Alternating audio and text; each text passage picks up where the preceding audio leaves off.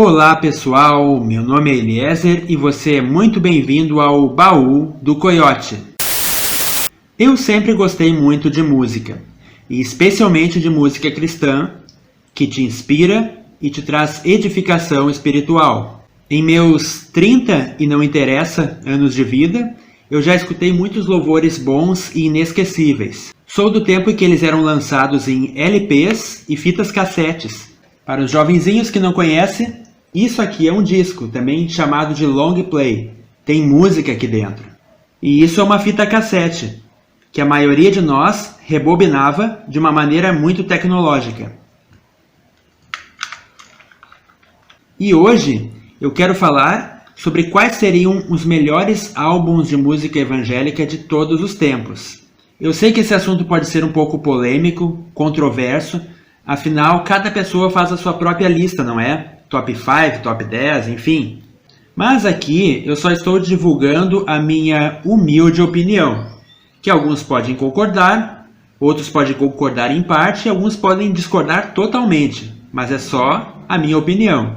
Eu levei em consideração alguns critérios importantes, como qualidade musical, criatividade nos arranjos e na produção, e principalmente o impacto que o álbum causou no canto congregacional das igrejas e o quanto ele influenciou na espiritualidade, tanto da igreja em geral, quanto da minha própria. Porque o valor sentimental também é importante quando a gente faz uma lista dessas, não é? Mas antes, já deixa o teu joinha aqui embaixo para ajudar a ranquear o nosso vídeo. E se você não é inscrito, aproveita e se inscreva para receber o nosso conteúdo semanalmente. Sem mais demora, vamos lá! Na minha 10ª posição está o álbum Obra Santa, de Luiz de Carvalho.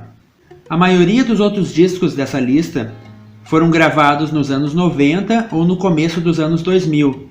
Aliás, os anos 90 foram uma década notável para a música evangélica brasileira, não é? Mas esse foi gravado em 1969. Ele não é uma superprodução, mas o que chama muito a atenção nesse trabalho é justamente a simplicidade, a singeleza e a paz que essas canções causam. Algumas curiosidades. Luiz de Carvalho foi o fundador da gravadora Bom Pastor, uma das maiores gravadoras evangélicas nos anos 70 e 80. A camisa branca que ele usa na capa deste LP foi presente do Billy Graham durante a cruzada evangelística do Rio de Janeiro. Na ocasião, Luiz de Carvalho cantou essas canções para um público de mais de 120 mil pessoas. Um público e tanto naquela época e hoje ainda, não é? Na 9ª posição está o álbum Sing Out, do Ron Kenoly. É o 4º álbum do cantor, foi gravado em 1995 e tem 14 músicas, todas mesmo excelentes. O que me chama a atenção é o naipe de sopro usado nessa gravação, que em conjunto com a percussão cria uma atmosfera de muita alegria. O baixista na ocasião foi Abraão Laboriel, que é considerado um dos melhores baixistas do mundo. Se bem que todos os músicos nessa gravação são fantásticos. Uma sugestão, assista o DVD, tem aqui no YouTube. Em 8º lugar, Petra Praise número 2. Petra, aliás, é a minha banda preferida. Esse álbum ele foge um pouco do canto congregacional, cantado nas igrejas, não é? Aqui é rock puro mesmo. Mas não é um rock pesado. Na verdade, ele faz mais tipo uma linha eletroacústica. Foi lançado em fevereiro de 1997 e, pelo menos para mim, as canções desse álbum passam uma sensação de liberdade. Sabe aquela vontade de pegar uma motoca, sair estrada fora, rumo ao horizonte? É isso. Mas na verdade, outros álbuns do Petra causam a mesma sensação. Em 7ª posição, o álbum Alegrem-se, do Paulo Figueiró. Agora vão brigar comigo. Se você não é do Rio Grande do Sul e tem menos de 30 anos, é provável que você diga: mas Eliezer, quem é esse cara? Ninguém conhece ele, como que pode ser um dos melhores álbuns de todos os tempos? Mas eu sou apaixonado por esse álbum. Ele é uma pérola do canto congregacional moderno. Nenhuma canção é do Paulo Figueiró. Ele pegou músicas do Ron Kenoly, do Marcos Witt, de outros cantores, juntou tudo e gravou. E deu certo. O CD foi gravado ao vivo, dá para ouvir as palmas e tudo, mas a qualidade dos arranjos é excelente. Eu destaco novamente o papel aqui do naipe de sopros, que fez toda a diferença. Eu até teria mais coisas para falar desse álbum, mas eu prefiro que você escute, larga fora o preconceito e escuta. Em sexta posição está o álbum Alabadle, do Marcos Witt. Acho que é assim que se pronuncia, né? Em espanhol. Esse também é um álbum gravado ao vivo e que influenciou diretamente aquele CD do Paulo Figueiró que eu falei anteriormente. Foi gravado em 1994 e nele o Marcos Witt ministra o louvor tocando um tecladão Korg. E por falar em teclado, o destaque desse álbum é justamente o uso do teclado nas músicas lentas, nas músicas de adoração, e especialmente no louvor Temprano Yo Te Buscaré. Quando a igreja presente na gravação canta junto e com força, não tem como não se emocionar. Na quinta posição está o álbum Worship, do Michael W. Smith. Esse álbum foi lançado em 11 de setembro de 2001. Sério, eu não sabia que esse álbum tinha sido lançado no dia do atentado às Torres Gêmeas. É o 16º álbum da carreira do Michael Smith e ele influenciou a enologia brasileira mais do que as pessoas imaginam.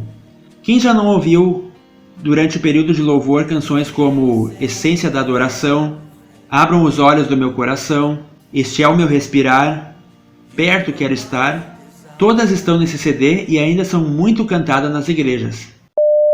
Quarta posição, Aclame ao Senhor, do Diante do Trono. Esse álbum foi gravado ao vivo no ano 2000, na Igreja Batista da Lagoinha, em Belo Horizonte, com a presença de mais de 14 mil adoradores. Ele é, na verdade, uma versão do DVD Shout the Lord, do Ministério Hillsongs. Muita gente acha que esse CD foi gravado antes do lançamento do Diante do Trono 1, mas não. Diante do Trono 1 foi gravado em janeiro de 1998, ou seja, 2 anos antes da gravação do Aclame ao Senhor. Uma curiosidade, a música Aclame ao Senhor, que faz parte desse CD, se tornou uma das canções mais cantadas do mundo inteiro. Ela é traduzida em mais de 10 idiomas e está presente em mais de 30 álbuns lançados ao redor do mundo. Terceira posição, Hope, do Ministério Hillsongs. Hope é o 12º álbum de uma série de louvor e adoração ao vivo do Ministério Hillsong. Sabe que durante um bom tempo eu achei que Hope era o primeiro. Esse trabalho ele é muito intenso e a gente sente isso tanto nos momentos das músicas mais festivas quanto nas canções de adoração, que são bem profundas também. Parece que as pessoas mergulham em uma atmosfera de adoração celestial, sabe?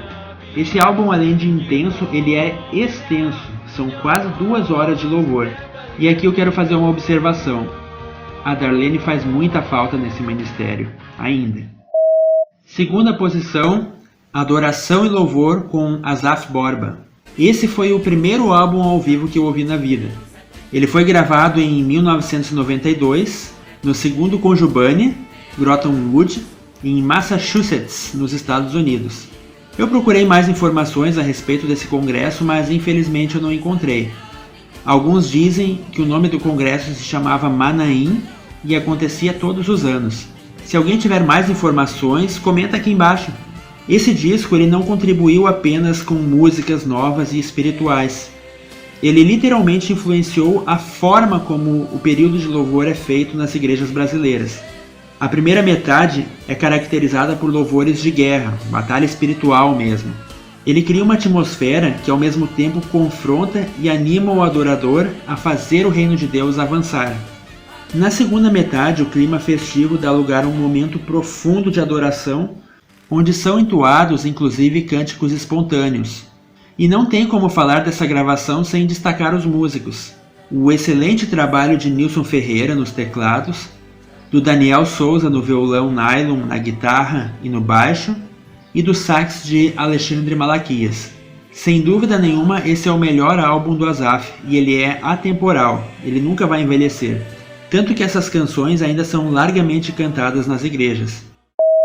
E finalmente, o álbum que, pelo menos para mim, ocupa a primeira posição, Enciende una Luz, de Marcos Witt. Ele foi gravado ao vivo durante o congresso Adoradores, que aconteceu no dia 8 de agosto de 1998, no Palácio de los Esportes do México. Um álbum marcado pela excelência musical e pela criatividade do Marcus Witt. Esse CD é caracterizado também por uma dramatização, em que Marcus Witt fala sobre o que acontece no mundo espiritual quando a igreja começa a adorar de verdade. A leitura dos primeiros versículos do Salmo 68 eu acho especialmente poderosa. Deus desce no meio dos louvores do seu povo e assim os enfermos são sarados e os cativos são libertos. E a maioria delas não se tornou parte do nosso repertório. Então, pessoal, o que acharam dessa lista? Gostaram? Você se identificou com algum desses álbuns ou pelo menos com algumas músicas deles? Se sim, comenta aqui embaixo. E por hoje é isso. Eu vou ficando por aqui e até o próximo vídeo, se Deus quiser.